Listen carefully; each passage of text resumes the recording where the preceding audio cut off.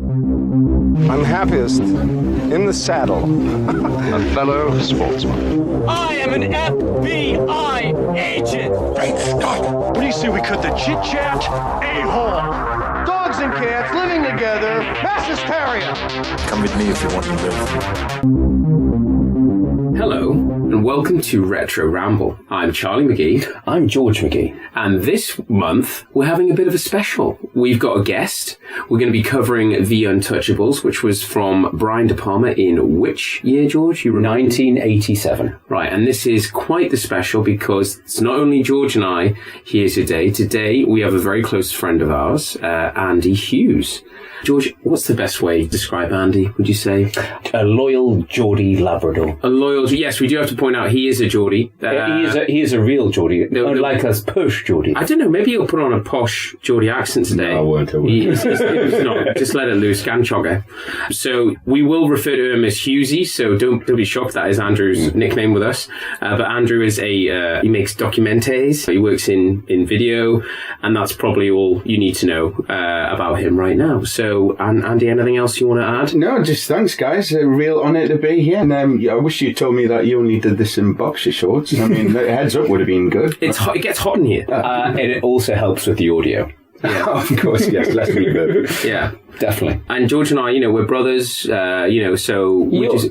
Well, Hughesy's kind of like an unofficial brother as well. He's practically family, as I said. Now that he's in his boxer shorts, definitely he is now my wife. So one of the reasons we picked Hughesy to come on this is because it's not only because of his extensive experience in the business of making film and documentaries, it is also for your enormous love of this film. Yes, indeed. This is literally one of my favourite films. I'm a massive De Palma fan, and this is one of his best.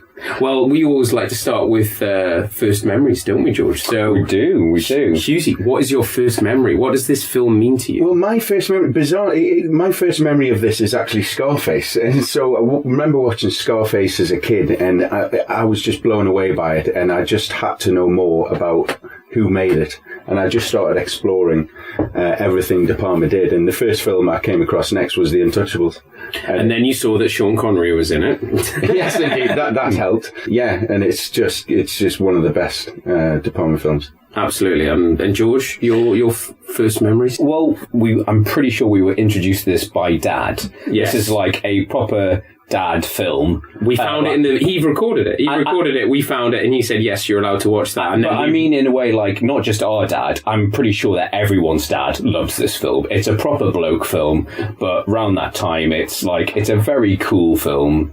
I remember it was one of those very, very violent films we were allowed to watch. And yes, some of those scenes, which I'm sure we're going to get into detail, still terrify me to this day. So, yeah, very similar for me. This was a video that we watched over and over again, and yeah, I can see myself sitting on the couch in our house watching this and being drawn into it and being emotional about this film because, us being massive Bond fans, Sean Connery being so important to all three of us, there's some emotional punches in this film. And on that point, shall I get into our usual disclaimer of housekeeping? Yes, so here is George with our monthly... I would just like to tee this up, and George will do our usual housekeeping, but I think there should be a warning for this episode, because I think in this episode, there's going to be probably some impressions of Robert De Niro, there's probably going to be a few impressions of Kevin Costner, and maybe Andy Garcia. I think that's pretty much the only impressions. Yeah, that's about I don't think we're going to do any other impressions of anybody. No, there's also the DA as well. Yeah, we'll do the DA and the Irish cop. So I think just that's the impression warning. Yeah, I can't think of anybody else that will probably be. So, and I'm sure I'll still find time to slip in an Arnie impression in there somewhere. I don't know what. I'm just going to make up in coulda, woulda, shoulda. He normally finds his way into our episodes one way or another. So George, take it away.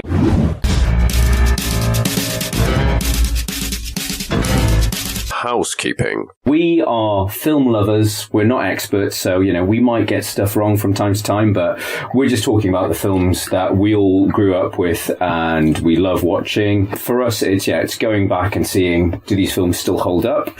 And we're going to be going into detail on these films, so there will be spoilers from the very beginning.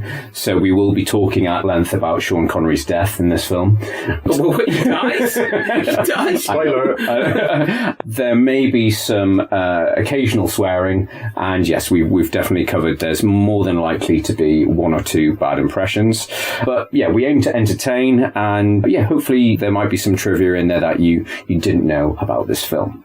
Yeah, so we are going back to 1987. We are, obviously we're recording this in boxer shorts, but we are dressed in the most expensive, most amazingly fashioned Giorgio Armani boxer shorts. So we are just winding back the vinyl, which we're going to be recording on. So yeah, let's hit it. Here comes the show.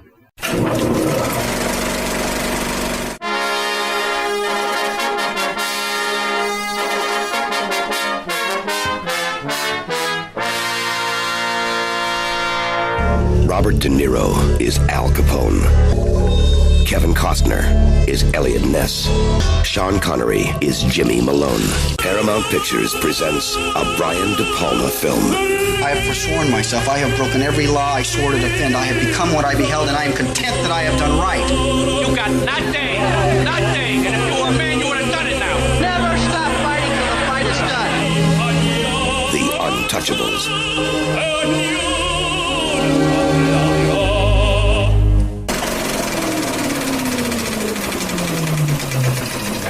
So George, 1987, The Untouchables, Brian De Palma. How did we get here? How did we get here? So yeah, we covered Brian De Palma drama. We have gone, yes, from one by your lovely moniker, Brian De Palma drama. I can't even say it. Brian De Palma drama. Yeah. So yeah, we covered Brian De Palma in our Mission Impossible special. So he did the first Mission Impossible. So The Untouchables, like Mission Impossible, was based on a TV series that ran from 1959 to 1963, based on the memoirs of Elliot Ness. The TV show actually starred in the role of Elliot Ness was a guy called Robert Stack. Now that name probably doesn't mean much to you, but if I told you he played the role of Captain Rex Kramer in Airplane... One hope is to build this man up, and then give him all the confidence I can. Stryker, you ever flown a multi-engine plane before? No, never. Shit, it's a goddamn waste of time. There's no way you can land this plane. Have all to yourself. The guy who has the two sets of glasses. He takes off one pair of sunglasses and he's got another pair. And he's got the dog that mauls the guy that goes to pick him up. Yeah. Along with Mission Impossible, they're both these films are adaptations of television series, but they're both owned by Paramount Pictures, as well as both being Brian De Palma's biggest grossing films. Wow. So there's some knowledge for you there. De Palma was, in his own words, he's quite openly honest and says that he was after a hit. He wanted a big hit, and this is something that you were talking about, Hughes. You were saying that Scarface, whilst became successful, wasn't that sort of... Yeah, that's exactly it. I mean, Scarface became a hit and certainly actually became more of a hit over the years, but Untouchables was the kind of, that perfect storm of a huge studio backing, a great script, and the talent of De Palma. And this was really his first major film, I think. Yeah. Well, that's the interesting thing is, so he was approached by producer Art Linson, and Art Linson's got a really varied filmography in terms of his production credits. So the same year he produced Scrooged with Bill Murray, another Love it. classic Christmas film. But he went on and did Casualties of War. That's De Palma as well, isn't Indeed, it? yes. Great, if harrowing Vietnam film. Yeah. And he did Heat as well. And we can't get Hughes started about Heat. Please. Oh my God. Move on.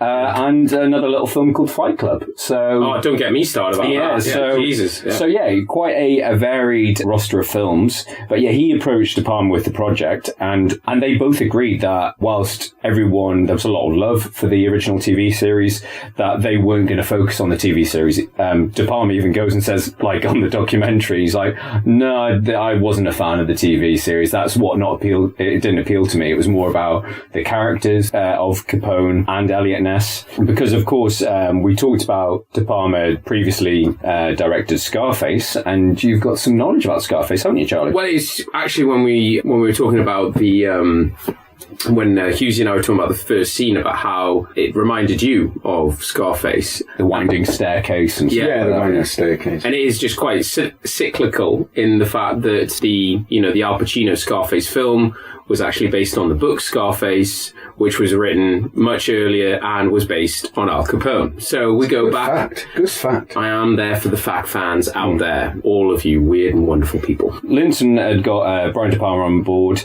They agreed they didn't want to focus on the TV series.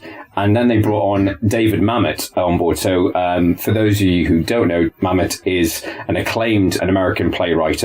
He's a film director, he's a screenwriter and an author. So his most famous play is another Hughesy favourite, Glengarry Glen Ross. Grace! So that was originally started off as a play in the 1980s, but was then made into the film that many people know in 1992 with Pacino, Alec Baldwin, Kevin Spacey. Yeah. You can't say his name. Oh, Christopher Plummer. And Jack Lemmon. And Ed Harris. Stand down, Captain. He's in it as well. Yeah, he is, yeah. Very young. And Hammy Jonathan Price. That's got a great cast. Yeah, it really has. Yeah. But anyway, so yeah, they got David Mamet on board, and David Mamet is actually the key reason that both Connery and Kevin Costner came on board. Interesting. But the interesting thing that I didn't really realise, and it's probably like an age thing because you're sort of watching films around the same time, and it doesn't, because we were quite young at the time, but I didn't realise that this was basically Costner's breakout film. Yeah. He wasn't really a star before this. Yeah. I just assumed, it's another Kevin Costner film, because obviously we were lucky enough to grow up in the era of Robin Hood, Prince of Thieves. Yeah. Yeah, so like Costner wasn't a huge star. This was the same year as No Way Out, which is another great Costner film. But yeah, De Palma wasn't convinced that he could do the role. He was like... Neither was the studio, apparently. Yeah, actually, De Palma spoke to some of his friends, and we've talked about this previously, that he's close with Spielberg and Lawrence Kasdan. And Coppola, and George Lucas as well. Both Spielberg and Kasdan had worked with Costner before, and they both said, this guy's going to go places, you should really cast him. Yeah. But the studio wasn't up for it, apparently. Yeah, well, the studio was the same, and it was De Palma who convinced the studio. Right. Well, the studio actually said, you don't need stars for this film, because of the TV show was such a big thing. They thought there was going to be that brand recognition. They weren't thinking about people like us. They were not thinking about people like us. I've got some good coulda, woulda, shouldas, but as per our normal schedule, Jeff and Celine are running a bit late. I will leave that towards the end of the show. However, there is another coulda, woulda, shoulda that I'll talk about now, and it's quite sort of well known. But so before De Niro came on the scene, De Niro was always De Palma's first choice, but he was doing loads of different projects. He was in theatre, and there was a chance that he wasn't going to be available. So De Palma met with Bob Hoskins and talked to him about it, and he signed up to what's known in Hollywood as a pay or play deal, and that basically means you sign up to a film and you get paid no matter what. If the film doesn't happen or if you don't get the role, percentage or a lump sum. Basically, but the thing was, Hoskins would have done a good job, to be fair. Well, no, he would have done a really good job. I mean, I think he obviously has the look of Capone. If you look at, Capone is... I was going to say De Niro looks like Bob Hoskins. I'd like to see you tell him that. Well, the thing was, like, De Palma was completely upfront with Hoskins and said, listen, my first choice is Robert De Niro, but if he can't take it, would you be interested? And he's like, yeah, of course it would. And then, so they met, and then, like, months later, Bob Hoskins received a check in the post for 20 grand, basically on that pay or play deal. So which in 1987 is a lot of money. There's a lot of money for just meeting a director for a drink. And he basically rang up De Palma and said, please let me know if there's any more roles you don't want me to take. So yeah, that's as a Connery was on board because the quality of the script was so good. Yeah. So yeah, I think that's the sort of the bare bones of the production. I mean, De Palma fought to get De Niro on board because the studio was trying to cut costs wherever, and they thought De Niro was asking for too much. So De Palma actually threatened to walk if they couldn't find the budget for De Niro, which they did. Didn't De Niro ask for some time to put on the weight? And apparently he was eating like a box of ice cream a day or something to try and get him up to weight. Well, that's it. You know, De Niro is De Niro. He is outside of Daniel Day-Lewis, one of the greatest method actors of all time. So yeah, he wanted time to, because obviously Al Capone was a chunky guy, to put on the weight. But I say he, when he first met with De Palma and Art Linson, they weren't convinced he could do it. They're like, he's looking really skinny. Yeah. But yeah, he's shown he can go either way with Raging Bull. No, but what they did was they basically scheduled all of De Niro's work towards the end of the shoot, which gave him time to put on that weight and basically put the weight on his face. But he still had to be padded out. So like basically wore a fat suit. And then apparently they made his neck collar so tight to drive the fat up, and then all the rest down there is padding. I just like the idea that they gave him the exact same diet as Raging Bull without any training. Eating steak, ice cream, and everything, but unlike Raging Bull, no press-ups, no jogging. I think De Niro was a little bit pissed off that he didn't get to put on that enough weight for the role. Yeah, he would have liked to be fatter. I mean, you know, there's apparently like stories online that De Niro tracked down Al Capone's original tailors to find out all the suits he wore. He even wore silk underwear at the best. It's like stuff that you're never going to see on camera, but it's all about getting in character. Just like we are now. Exactly. Well, I'm glad two of us came in silk underwear, George. Well, you know, I just like the feel of Lycra. What can I say? Anyway, so that's pretty much the pre-production. Shall we launch into the main review?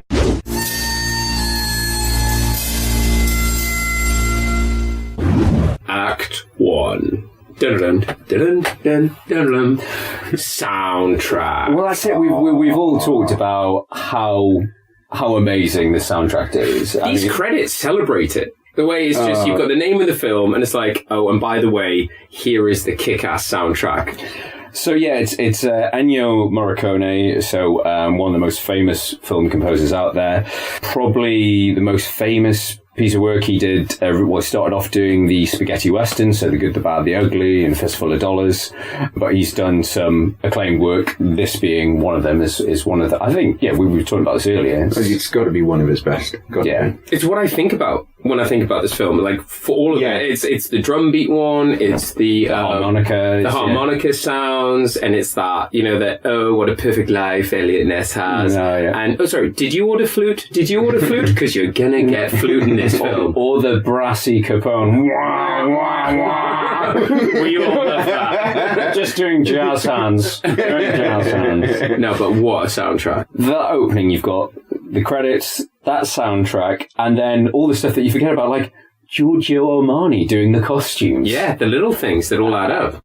But apparently, I found out through the special features that he did all the costumes apart from Connery, who said, that's all nonsense, I'll bring my own costume. That's weird, because I actually thought that was Armani. I was like, okay, well, you know. I think if Armani had his way, he would have been like properly suited and booted like the rest of them, whereas Connery's gone for sort of casual, smart casual. Well, but to be fair to him, he's dressed as a beat cop. Who was taken under the Treasury and got to wear plain clothes with dress. And the flat cap. Love the flat cap. Well, apparently there's a great story that Connery being Connery. Are you aware that Sean Connery likes his golf? Does anybody not know that? So apparently he would turn up to the shoot in his golf clothes, and they would do like close-ups, and he would literally be like dressed from the waist down in like his golfing trousers and shoes and stuff. Then go off, play a round of golf, and then come back for like additional shots. And Andy Garcia talks about this. Like, it's on YouTube, and Andy Garcia went up to him and was like, "That's really clever. Like, you got back from golf, turn up for 5 minutes, do your scene, and then that's it." And Connery turned and goes, "This is not my first barbecue." He's having a great time. after those great credits, you've got that amazing opening scene. So, we've talked about in our Mission Impossible episode. Which, if you haven't listened to, what are you doing with your life? Still available to download. De Palma, he loves a camera trick or two, doesn't he? Oh, he's such a voyeur. He is a voyeur. And so this has got people surrounding Capone. He's having a shave. You've got your prologue. I mean, I don't know if it's because I'd watched Mission Impossible so recently. I was just noticing all the different camera tricks much more than I have in the past. As in his style. Yeah. It is. It kind of carries through from his early days, such as Blowout. He's always doing this POV type of style, and later in his career, he's doing all the bird's eye stuff. And well, it's a way, like, I don't know how many takes they've had to do. And I think they even talk about they had to cut. There's a moment where it cuts to the reporters asking you a question. Yeah. And that's because they had to, they had such a good take, but that was ruined by one minor thing. Yeah. And it might have been like a continuity error or something like that. But it's brilliant setup. And but they employ something, because we're going from director to director from Mission Impossible to this, but there's talk about John Woo. Not John Woo. We promise not to bring John Woo back into the room. No, is it called the Dutch camera angle? Where the cameras from the Batman TV show, where it's at a slight angle. That's a Dutch angle, Dutch tilt, I think. So it's on a tilt, but in Mission Impossible, when he's talking to Kittredge in the fish restaurant, it's from underneath. Yeah, he does that because it's above De Niro, and then suddenly it's when he cuts, when the barber cuts him and looks terrifying. Yeah. Don't kill me. I mean, it's a brilliant classic De Niro look. The what the fuck did you just do? It is. And there's a kind of smaller version of that look later on when the assassin comes up to him in the ear and tells him that he's just killed Sean. Yeah. And then he just kind of looks at him, why are you ruining my song? Yeah. Just the finger that... If you don't see, I'm doing a raised De Niro finger. and a squint. It's all about the squint. Yeah.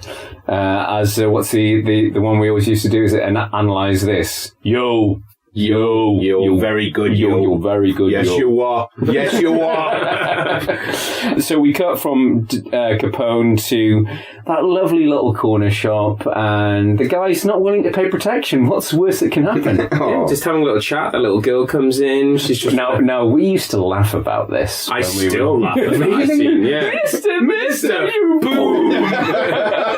Unless you're laughing now. It is funny. It's a shock if you have children, obviously. If you're an adolescent with no fear of death when you watch this film. We've talked about this in the past, that Charlie and I, since we've become fathers, you become overly sensitive when there's dramatic films with kids involved. You get very protective, but this, I'm still laughing. Even though I've got a little girl, there's a little voice in your head going, think of the children. And you're laughing away. But then we cut to Elliot Ness and his blessed family life. He is a loved man, good man. And here's some music just to back that up. You want the family to die after you watch this scene. Watching this now. It is.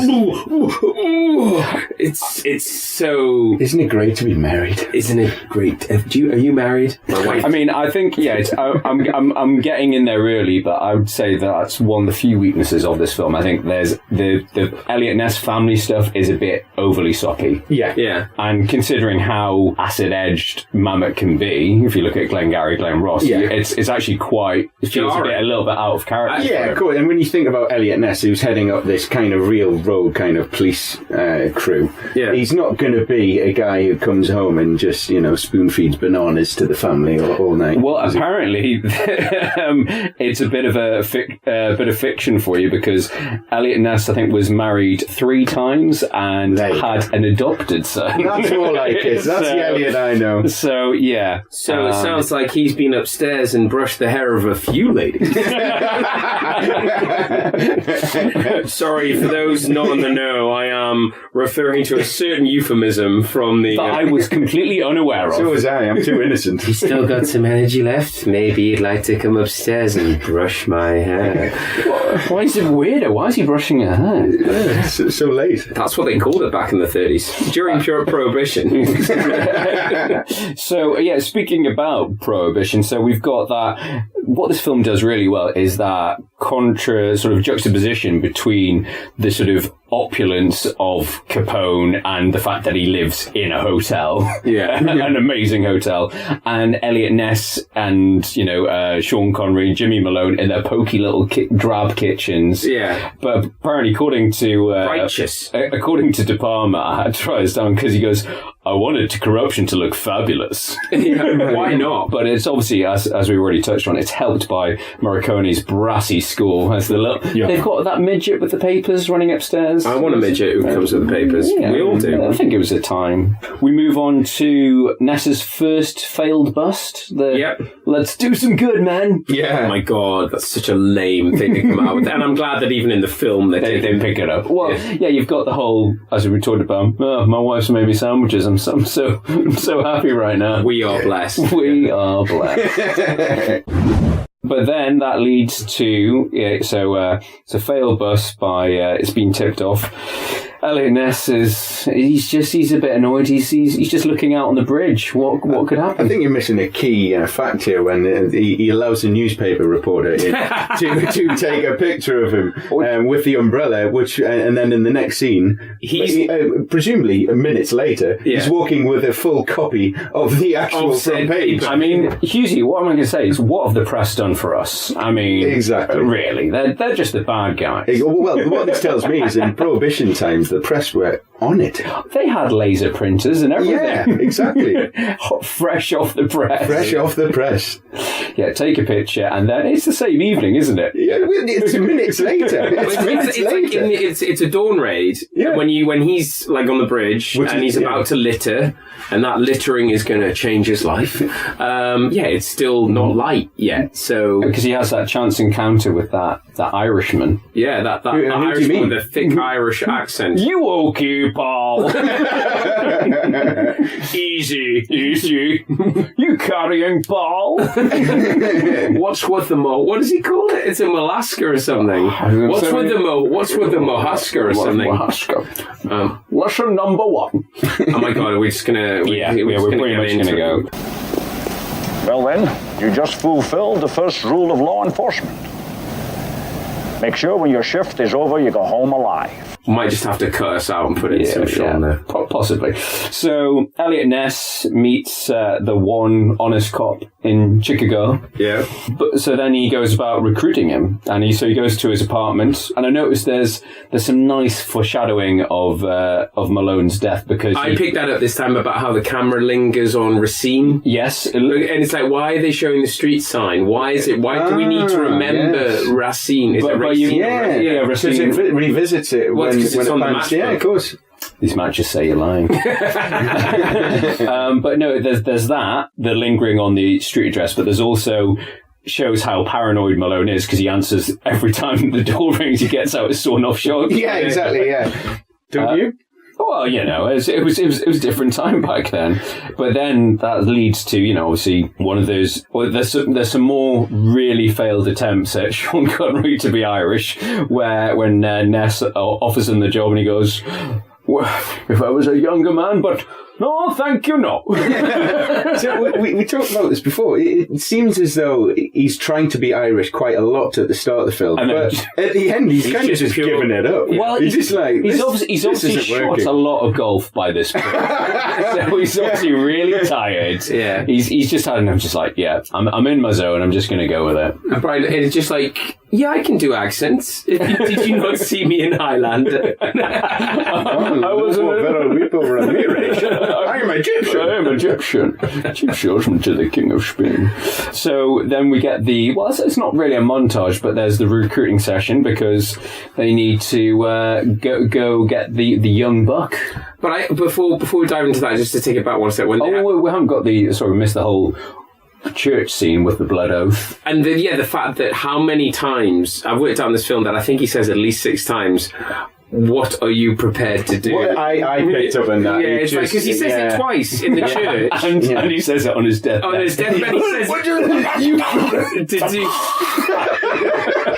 Spraying it with blood. I'm sorry, I didn't catch it. But I like the way that they're like, it's, you and I take the piss out of when the plot, is like laid down thick with the it's like laid out for you. What, exposition? The exposition. But with this was the fact that in the same meeting when they're in Connery's apartment, he says, I wish I'd met you 20 years and 20 pounds ago. Is he says, they both say to each other, he says, what is it? He's like, he says, I'm just a poor beat cop. And then about 2 lines later, Costner turns around and goes, you're a good cop. And it's like, okay, we get it. Yeah, you're noble people. Yeah. Move on. Sorry. No, but we've got the whole, some of the most iconic dialogue. We've skipped over that. So they meet in the church because it's the only safe place. And apparently that was Connery's idea. The original script had them just chatting on the street. But he said he thought that it would be, they had to go somewhere secretive. So it works. Yeah, and they've got the... Want to get Capone? Here's how you get him.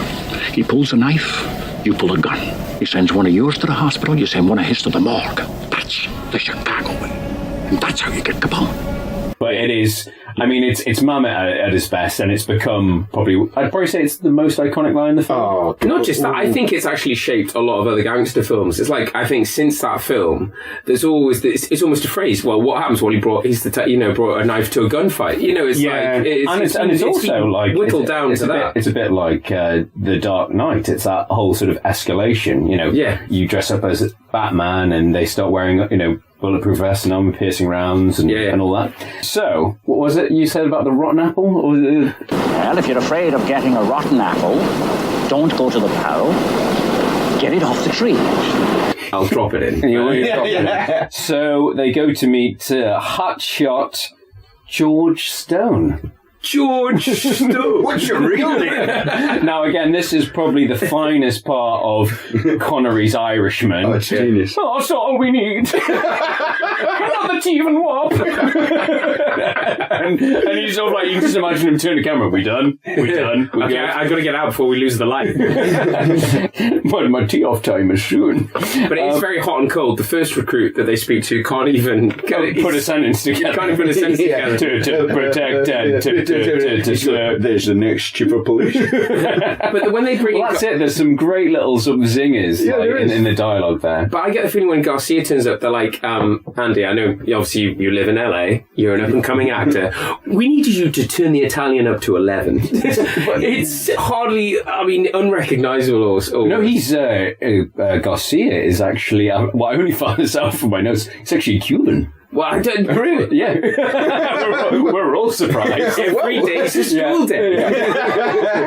But I can't believe how thick it is, like, the Italian, when he's, like, having a go at Connery, but... He's thinking, enemy. But that is, it's a great scene, and it's just the fact that Connery just, after all that, goes, oh, I like him. Yeah. But yeah, it's, I think, again, it's probably one of Garcia's first roles as well. Yeah, I think he was fairly, and apparently he initially was auditioned or they wanted him for the role of, as you call him, the assassin. I think it's Frank Nitti, the guy, the man in the white suit. But he insisted he wanted to read for George Stone. I didn't really touch on this in the production chat, but this film's got some amazing cinematography. We've talked about De Palma's love of camera angles, but obviously he needs a good cinematographer behind him. And the guy who does this is a guy called Stephen H. Burum, I think, Burum, and he's a regular De Palma collaborator. So he worked on Mission Impossible as well. He did Carlito's Way, and he did Snake Eyes as well. He said in his in the behind the scenes stuff that he wanted to play around. They did a lot of research on like 1930s photography, and it was all about use of negative space and lots of repetition. So they also talked about the fact that in the 1930s, if you look at all the photos in the 1930s, there's hardly anyone on the streets. Yeah, that's it. And that's what they wanted to go for. So that opening shot of the corner shop, there's hardly anyone on the streets. On that, where you see all the cars lined up, that's that negative space, that repetition of all the same cars lined up on the street, but hardly anyone there. Yeah. But yeah, I just love obviously it's got amazing locations work, like some stunning sort of Chicago. Underneath the train lines, you've got the courthouse, the sort of outside the police station and stuff like that. It's amazing. Well, that leads us on to the first bust, because they go into, is it the post office it's supposed to be? Yeah, it's like everybody knows. Well, Sean and everybody apart from Elliot Ness knows exactly where it's all going down. But one of the things that I always remember about this scene is when he busts in and there's the guy that's overseeing it. Some of the worst acting from the gangster. This isn't right. This is no good. You got a warrant? Yeah. Here's your warrant. Well, that's it. It's like Wayne's World. I know it's a small role, but I'm sure we could have got somebody better than this. Yeah, exactly. It's awful. But that obviously that first bust, that guy's made a mistake, and Capone's gonna, he's got to take action on it. Yeah, you say he's got a bad actor, but we have penalties in this film for bad acting, and there are baseball bats. So yeah, that leads us to the baseball scene. That's monologue. I mean, obviously we talked about him being a method actor, but every time I watch this film, you're listening to the words that he's saying, but you're just looking at him and just going, wow. You're just going, it's De Niro, he's in his element, it's what you want to see him do. It's an amazing scene because, it's a great monologue from De Niro, but it's just that palpable tension. You know something's going to go wrong. You know he's an angry man. It's like a drip feed of tension. Yeah, but they don't seem to get it. They're not bricking it. Yeah, because even the guy that he takes out is like just about to light up a cigar. Obviously we can feel it. Once again, it's that camera view. Well, that's the camera's from the table looking up. Yeah, it's that. And when you see behind the scenes, they've cut a hole in the table and the camera's just spinning around, just like following everyone. But that is there. It shows, it's probably down to De Palma, but it shows like how, as you say, they're all comfortable. They're all yes men. Yeah. Was it teamwork? Yeah. They're all just yes men. And just laughing at every joke. Yeah, that's it. He's holding court, and it's probably down to the sound effects, it's down to Morricone's score, but that scene still terrifies me. It's such a brilliant example of brutal violence. Do you know of a good fact I heard about that scene was I saw an interview with De Palma, and he was saying that scene, De Niro kept asking to do more takes. Really? And De Palma kept saying, why? You're just doing the same thing every time. And De Niro was saying, no, let me do it again. And it was only in the edit suite that he realised he was actually... It's very subtly just behaving differently, just changing his facial manner, exactly. Like that. And he said he didn't realise until he actually got in that edit suite. He thought he was just doing the same thing over and over again, and he wasn't. But it's all that squinting and looking. It's the stuff you don't hear, and it's the fact that you see him. I don't know. There's just something about Robert De Niro that is truly terrifying, and they play up to it in Meet the Fockers. They put him in a comedy where it's imagine if he was the dad of the girl you try to marry, and he was working for the CIA, and it's like it's perfect for that. And in this though, it's kind of.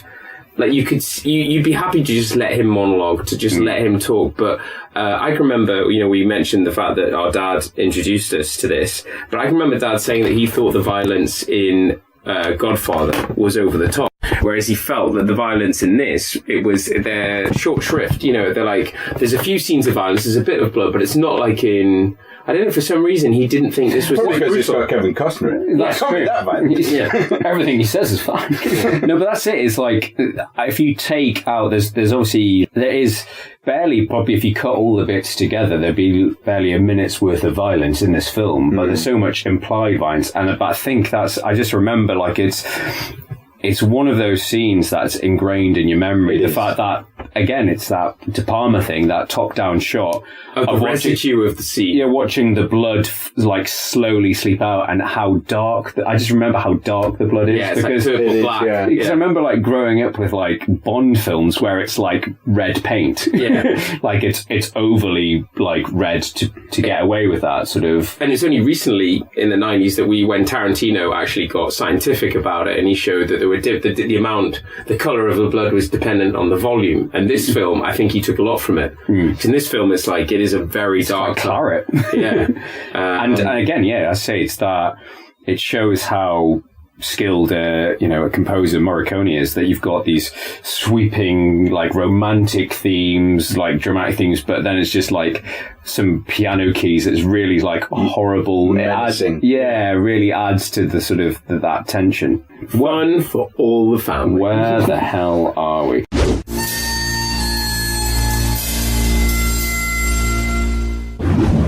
So yeah, we get, I think it's our first scene of Frank Nitti, the assassin in white, turns up at outside Elliot Ness's house. I said, that's a nice house. Family's really important. But, like, that guy's so evil. He really is. You know what he reminded me of? The weasel gangsters from Who Framed Roger Rabbit. Yeah. You know, Getting back to Bob Hoskins. Yeah. Well, that's it. I mean, it is almost, he's obviously playing, like, it is a very much a 1930s gangster sort of caricature, but that guy is really fucking evil. He is, and he's just on the right side, though. He's a hissable villain. He's a proper sort of like, I hate that guy. Yeah. It's like every single time he turns up in the scene, in a scene, you just know something bad is about. Yeah, well, that's it, and it's how he's used. It's really effective. We've got more time with Elliot Ness and his lovely family, and Eskimo kiss dad, butterfly kiss, kill them already. But let's go straight into the border raid. So they fly off. They've got the hot tip. This is great. I suppose there's that foreshadowing with what's the geeky accountant guy? Wallace. You carry a badge? Carry a gun. But Wallace keeps doing it. But guys, he hasn't paid his taxes. Yeah. Why won't anyone listen to me? They just keep dismissing it. Yeah, just like, shut up. We're never going to get into that. Nerd. Shut up, nerd. So they fly to Canada. Yeah. Well, Robert De Niro was having the scenery over for dinner. We've gone from that to Connery monologuing in the cabin. Well, I've got in my notes lessons from Connery, and because he literally goes around the room to every single person, and he says, "Who are you, my mentor?" And he's like, "Yeah." No, but they say in the behind the scenes stuff that it was exactly the same off camera. That they all looked up to him. Oh, and Connery goes, "Oh no, I like them all." You know, sort of like, well, you know, they could have been worse. Cold, stamp your feet. And while he's just chopping away at his sausage, you know. Sounds a bit wrong. Well, you're alone, you're in a cabin with a bunch of guys. You've got to keep warm. Yeah. I would just love it, like, some mini sort of YouTube episodes. Lessons with Sean Connery. Sean Connery back in the cabin, whittling his sausage. Whittling wood. I mean, it's a great scene combined with a nice little gentle racial slur against the Canadians. What's that? Well, it's just how the Mounties don't do what they're told, how they're like, you know, because they have a set plan. And they are kind of painted as the silly Canadians in this scene. I do not approve of your methods. Oh, that's brilliant, that. But what a hit, what a hit. And as we discussed, in terms of body count, Wallace, the accountant. Wallace, the bumbling idiot, is actually more clinical than the assassin. Yeah, well, that's it. Yeah, you've got Hotshot Andy Garcia gets taken out straight away. Scene, yeah. Because he announces, he turns up, points to the guy goes, "Hey!" Yeah. And then shoots him, the other guy gets him. But no, it's a great scene because it's cutting between the three different parties. You've got the Mounties storming from one side of the river, you've got the gangsters running around like headless chickens on the bridge, and then you've got the heroic Untouchables going in for the kill.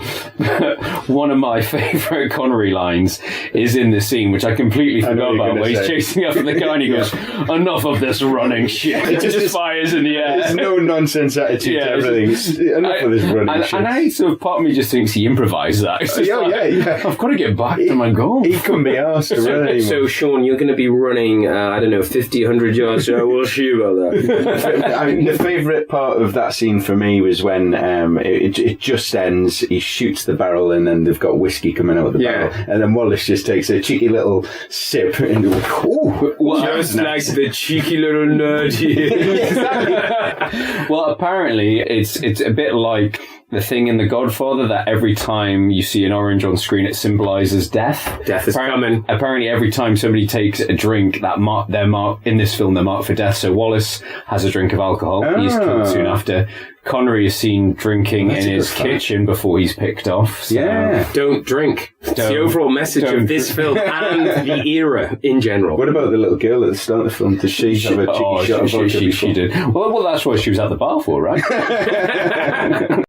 They ruin Capone's run, and obviously Capone isn't happy. But again, he needs 2 keys. But again, like you were linking back to what you were saying, Hughes, about expediency of the printing press. The guys managed to get all the way back from Canada to report to Capone very quickly that it's gone south, and Again, it's probably one of the best lines from De Niro. I want you to get this fuck where he breathes. I want you to find this Nancy boy, Elliot Ness. I want him dead. I want his family dead. I want his house burnt to the ground. I want to go to the middle of the night. I want to piss on his ashes. Great delivery. Oh, it is. It's perfect. I can hear it in my head. Like, generally, like, if anybody annoys me, I'm like going De Niro. It's like, I want him dead. Dead. So yeah, as we've already talked about, Wallace has had a cheeky drink, and that means he's marked for death. Well, what were you saying about they get back to the station and it's pretty eerie, isn't it? Yeah, well, when they first arrive, it's all celebration, Sean and Sean, his wife he's just given birth, so they're there with the cigars. Everyone's happy. All the press are there. He's named his son after Connery. So it's all celebration, and then the moment that changes the whole mood, you see the assassin and the police. Well, it's a bit, but it's that camera work. It's brilliant. Everything's great. They get in the lift, and you're like, well, what could possibly go? Oh, yeah, exactly. Yeah. We touched on this beforehand. We talked about obviously De Palma's roots. He loves point of view. He gives a nod to Hitchcock. But he loves point of view, and that has it's sort of is steeped in horror. Is that whole scene is very sort of dreamlike, isn't it? It's very floaty. He kind of follows a character for a little while, and then he peels off onto another one, and he just keeps doing that. Because about 3 or 4 times. Going from one person's perspective to another. Exactly. Because the thing I picked up this time around, that scene, and I don't know if you guys noticed that they're taking him down in the service elevator, and the lift opens, and a really pretty girl walks out, and that draws Wallace's attention, and he's like, "Oh yeah, perks of the job." Is much better than a cast. And the camera follows her as well. And then she immediately gets in the next lift with all the reports and stuff. So she's obviously a plant. Yeah. Because why would she be in the service elevator for a start? And the fact is that it's worked. She's just a distraction. Yeah, no, so he's not going to recognise the assassin. Yeah, she's drawn the guy's attention. And were you listening to me, Neo, or were you looking at the girl in the red dress? It's pretty much that's it. And it leads to Wallace's death, which again is pretty brutal. Well, as we say, it's like a horror scene. Yeah, like it's like, but it is like the way it's set. So, yeah, the fact that it's like the blood smeared on the walls. But it's that little. Did you notice it watching it this time? Because when I noticed, you see the guy, he just gets away because they run out into the street, Costner and Connery, and just before they come around the corner, the guy gets walks. Away. He walks millimeters. But he walks past camera, and he probably. What I noticed this time is his hands covered in blood. Oh, right. And it's the only, and it's the fact that his hand, and I was like, oh, and then it's like, because he's been sitting there wiping. Yeah, just like, I've got a few things to say. How'd you write touchable again? Is it wrong to think of Sideshow Bob from The Simpsons writing in blood?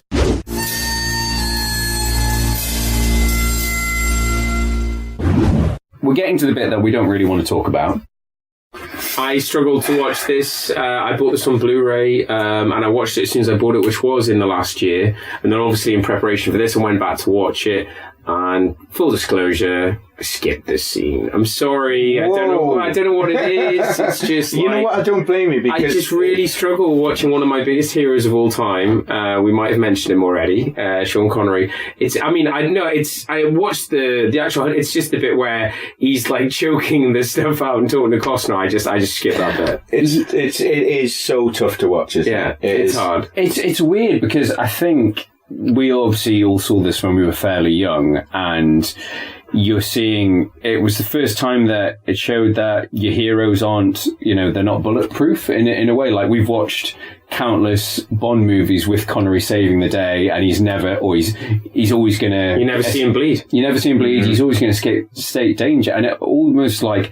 It was probably one of the first ones I remember that made like death feel like a proper real thing. It's almost like, I've put it in my notes and it sounds completely over the top, but it felt like losing a family member. Well, he's the paternal figure throughout. That's it. It just every time I see that, I think of my dad, and it's because he is the paternal figure.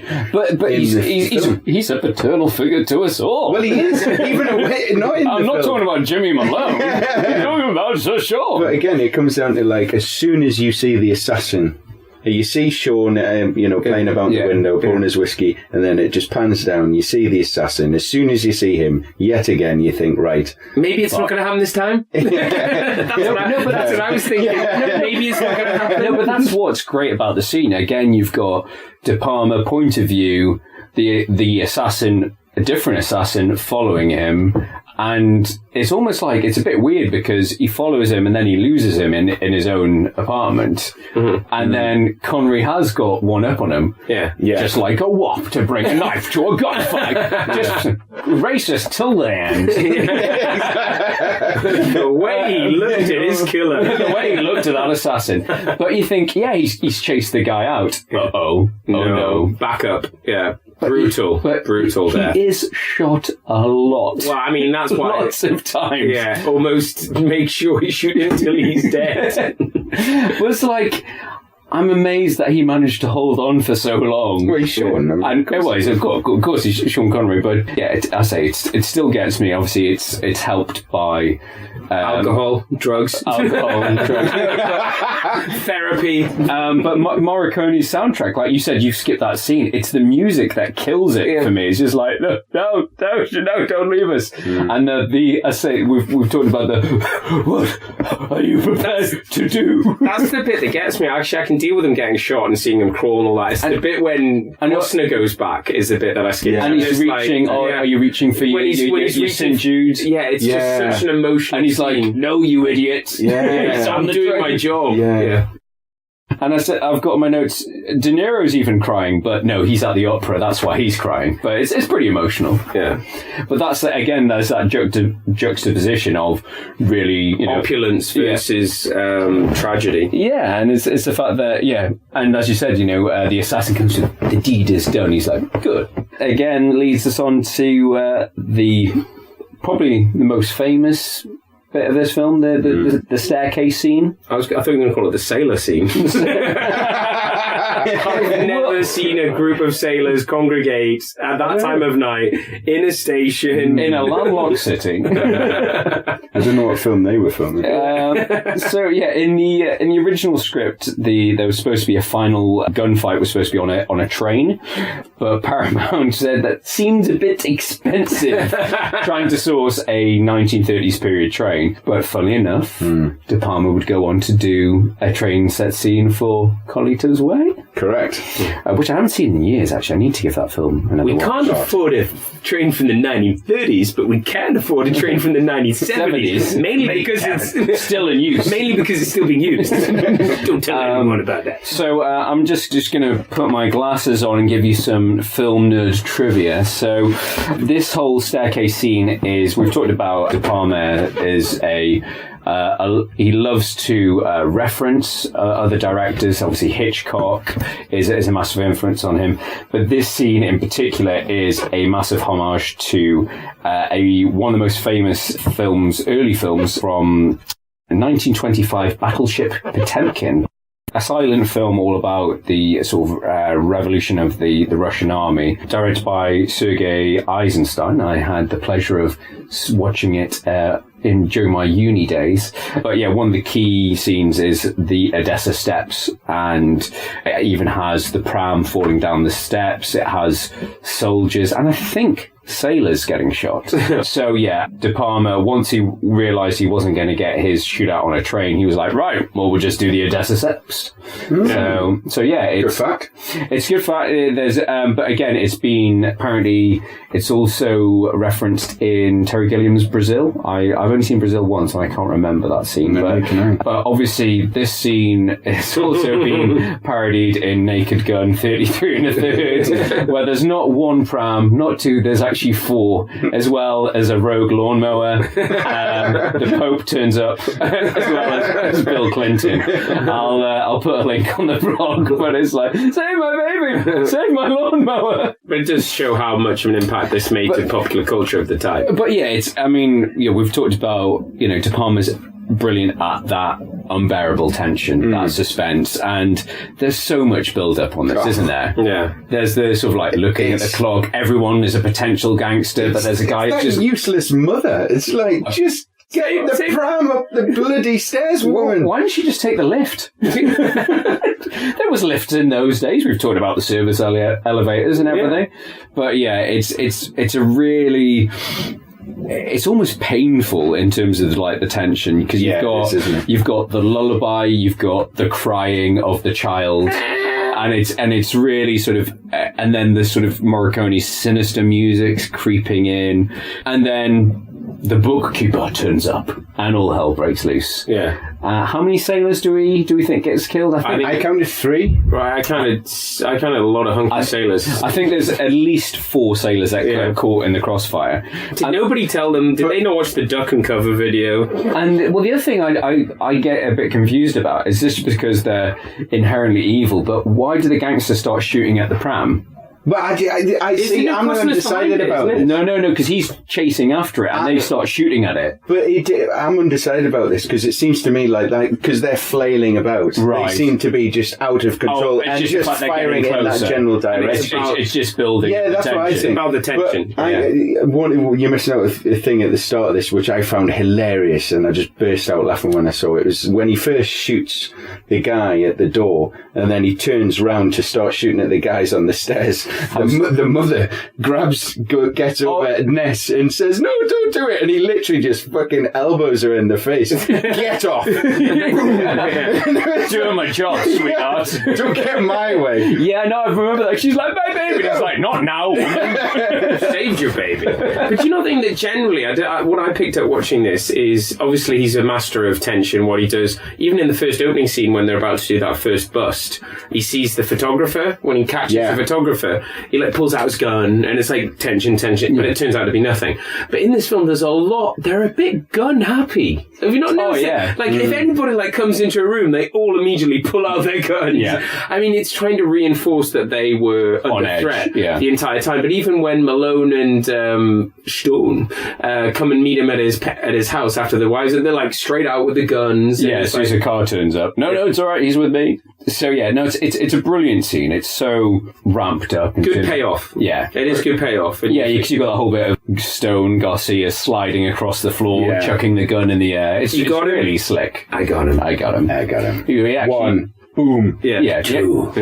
He actually promises that, he delivers on his promise of being a badass, because he was useless at the bridge raid. That's it, actually. Yeah, in the story, he's meant to be the best shot, and we never see it until that scene. Until the end, yeah. I guess they were probably trying to build it up. So that takes us to court. And again, we've got that reinforcement of 1634 Rancine. Oh, I mean, I don't know if we want to talk about the legality part of him switching the juries. The judge is on the take. It's all minor stuff, but it really gets into considering how they kind of played with the facts of actually what went down. Do you know what I mean? This isn't a completely historically accurate film, so I don't think we should. What? It isn't? What? You mean Kevin Costner wasn't Elliot Ness? No, he wasn't. So yeah, these the matches give Frank Nitti away in terms of the assassin, and you've got very sort of drawn out running across the rooftops, climbing, early days of parkour. Yeah, is Elliot Ness going to shoot an unarmed man?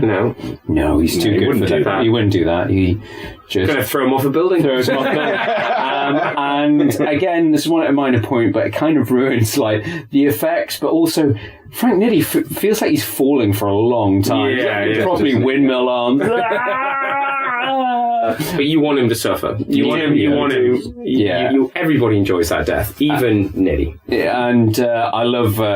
I've just got when the verdict, when Capone goes down, I love how angry De Niro gets. He starts punching his lawyer. Yeah, he's so angry, isn't he? Yeah, worked up. Yeah, and then the last line: "What are you going to do? Prohibition is going to be abolished." I think I'll have a drink, which is quite funny because Elliot Ness in real life did become a bit of an alcoholic. He started drinking quite heavily in his later career, spending his free time in bars, often telling exaggerated stories of his law enforcement career. So it was actually quite sad that when he died, apart from like the fact that he brought down Capone was largely forgotten, and so he died in 1957, but then the book was published after his death, and then obviously picked up for the TV show. So he actually had a bit of a tragic end.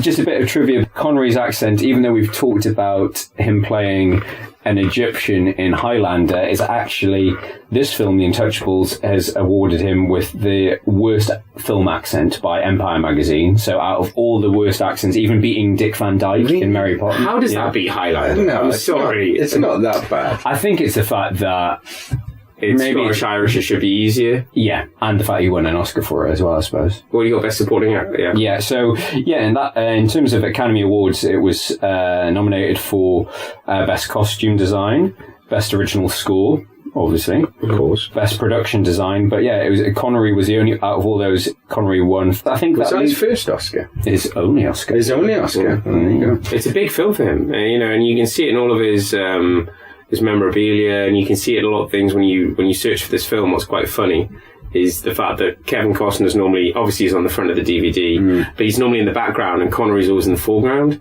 But one scene I forgot to mention it when we covered it, but the cabin scene when Costner has to shoot that guy, and he's like, put your gun down, and the guy doesn't, and he shoots him. What he goes through is acting, boy. But it's some good, and that's kind of reinforces the fact that this was his coming of age film. This was Costner getting noticed, and he does show that he's got the acting chops in that scene. Yeah, he's like he totally carries the film. You see him go through it's obviously his first kill. Yeah, when screaming at him. Yeah, when he shoots that guy, and you see him like go through the motions, and so it does reinforce that Connery was the biggest star in this. Apart from and his handicap came right down to the best run of my life. It's something from, I think it's the Kermode podcast, but in terms of the billing, ask for the and. There's sort of there's all the cast and such, but it says, I think, with Robert De Niro as Al Capone and Sean Connery. That's interesting. So Connery gets the last credit. Oh. But they have that fun game on the Kermode thing where you replace the and with but. It's like starring who's the worst addition to it? But Robert Carlyle. Yeah. That leads us on to Coulda, Woulda, Shoulda. They're here. Let them in. Your scientists were so preoccupied with whether or not they could that they didn't stop to think if they should. So, one of them is definitely true because it's off the DVD, but the ones that might not be true, apparently Marlon Brando refused $5 million for 2 weeks' work as Al Capone. Interesting. It almost seems a bit too obvious, doesn't it? Around the same sort of time. De Niro played a younger version of Corleone, but it just seems a bit obvious. And apparently De Palma also talked to Jeff Bridges for Elliot Ness. So just to say, wouldn't maybe Marlon Brando was really fat by that stage? He's the right weight. He was the right weight. That's right why way. Too fat. Yeah. But also Gene Hackman for the role of Malone. Interesting. Which that would have been he could have pulled that off. Probably done a better Irish accent. Probably. But apparently, Mel Gibson was interested in playing Elliot Ness, but he couldn't commit because he was already signed up for a Warner Brothers film called Lethal Weapon. Right, that's not going anywhere. Yeah. So that's some. There was loads of other people apparently linked to the role. So I think Nick Nolte. Jack apparently was up for the role of Elliot Ness, which you couldn't see him in. I really want to brush your hair. I just can't see that happening. Nick Nolte, maybe. Yeah, it seems like Nick Nolte could have done it. Bridges, maybe. William Hurt apparently was linked to it. I can see that as well. Yeah, that would have worked. Yeah. You need to be straight-laced. But obviously it's done. We've talked about it's done wonders for Costner's career. So that's Coulda, Woulda, Shoulda. So, how did this film do? Because obviously it's a cult classic for us, but how did it perform? It was a big box office hit. I think it was the 6th biggest opening weekend of that year. Right. And I remember, I think it was Art Linton, the producer, saying it was actually scored really well with women, which he said even he was surprised because considering how violent, violent films scored badly with women. But as you say, it was short, and it's like Andy Garcia. There's a lot of hunky guys in it. I mean, Wallace, that account, wow. I mean, women are cute at that guy. But no, I mean, as you talked about, there's, you've got a good cast, you've got the costume. It's a period drama. Chicks dig a period drama. I went to see it just for the Giorgio Armani. Exactly. It garnered itself a few Academy Awards. Bizarrely, it's actually strange not to see Mamet's name actually nominated, but I think he was nominated in some other sort of Screen Guild awards. Yeah, he's got enough awards. Well, that's it. Hughesy, where does this sit for you in terms of your De Palma, in terms of your rating? My favourite De Palma film, right? Number 1, closely followed by Scarface. No, I just, as I said before, it just had everything. It was kind of that big main attraction, combined with amazing actors and just a brilliant story. I mean, it's just for me, number 1, De Palma.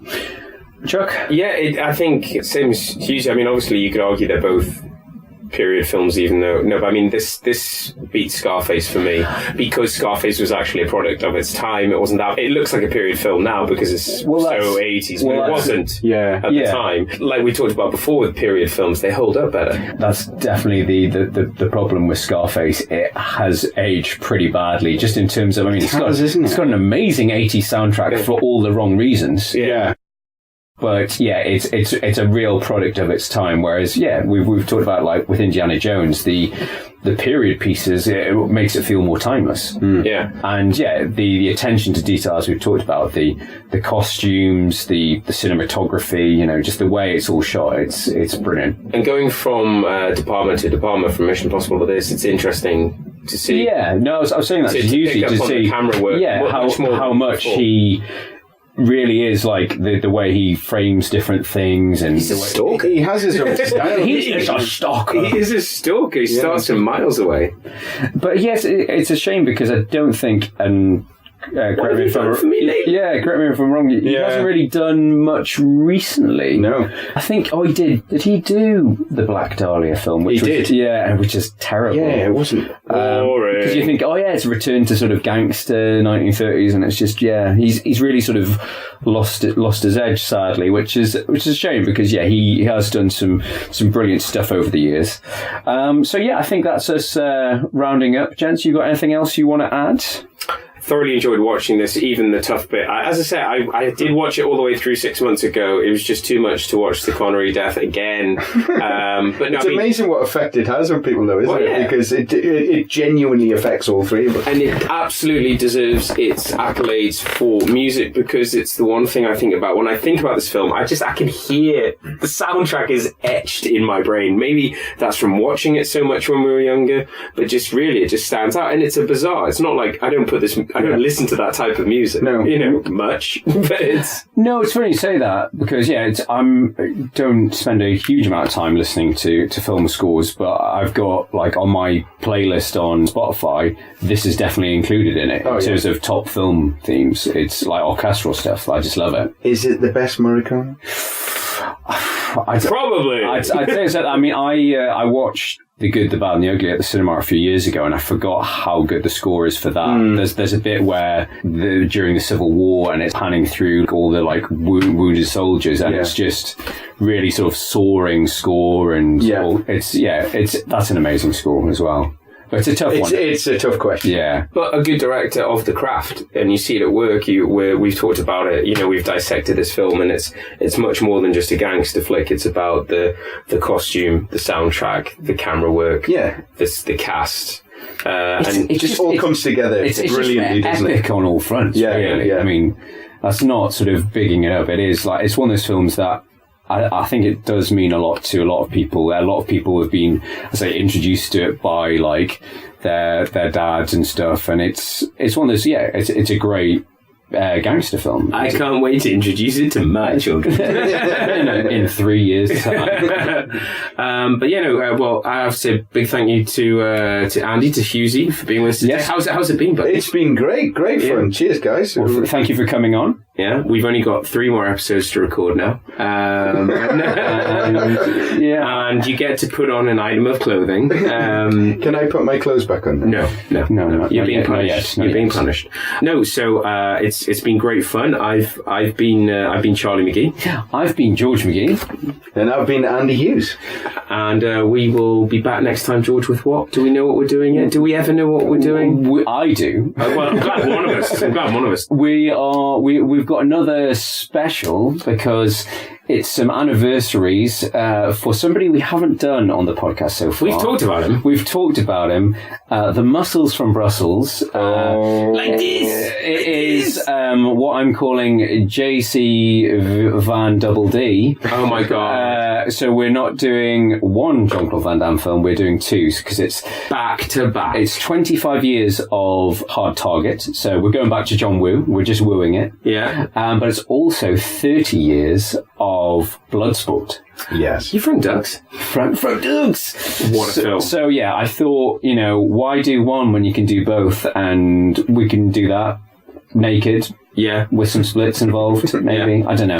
So yeah, we're going to get silly. We're going to do some Van Damming. Yeah. So no, thank you for listening. Obviously get us on retroramble.blog. We're on iTunes, Spotify, Stitcher, Acast, YouTube. Yeah. And we're just heading down to the quayside. So if you're out and about, we'll see you down there. I'm going to shoot some golf. Okay, we'll see you next time. Thanks a lot. Cheers. Bye-bye.